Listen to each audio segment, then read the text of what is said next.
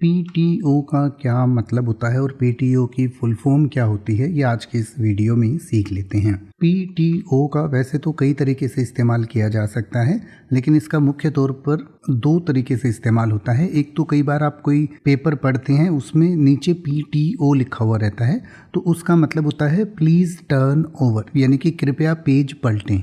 यानी कि जो बात है वो अभी ख़त्म नहीं हुई, अगले पेज पर भी कुछ लिखा हुआ है, तो उसके लिए पीटीओ लिखा जाता है, please turn over.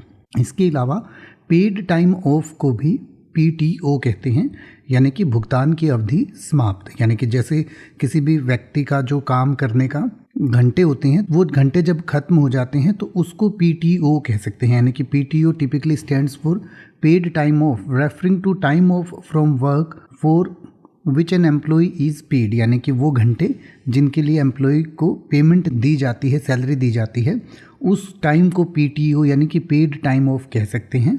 PTO can include vacation days, sick leaves, personal leaves and other types of paid leaves granted by an employer. यानी कि किसी भी एम्प्लॉयर के द्वारा दी गई जो भी छुट्टियां होती हैं वो भी पीटीओ में इंक्लूडेड होती हैं, जैसे कि सिक लीव मिलती हैं या पर्सनल छुट्टियां मिलती हैं या जिस भी तरीके की छुट्टियां जो एम्प्लॉय को दी जाती हैं और जिनकी सैलरी मिलती है, उनको पीटीओ कहा जा सकता है।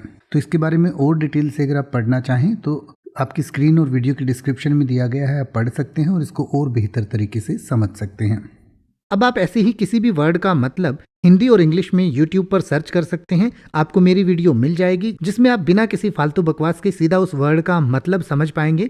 तो ऐसी ही वीडियोस को देखते रहने के लिए चैनल को सब्सक्राइब करें और बेल आइकन को प्रेस करें।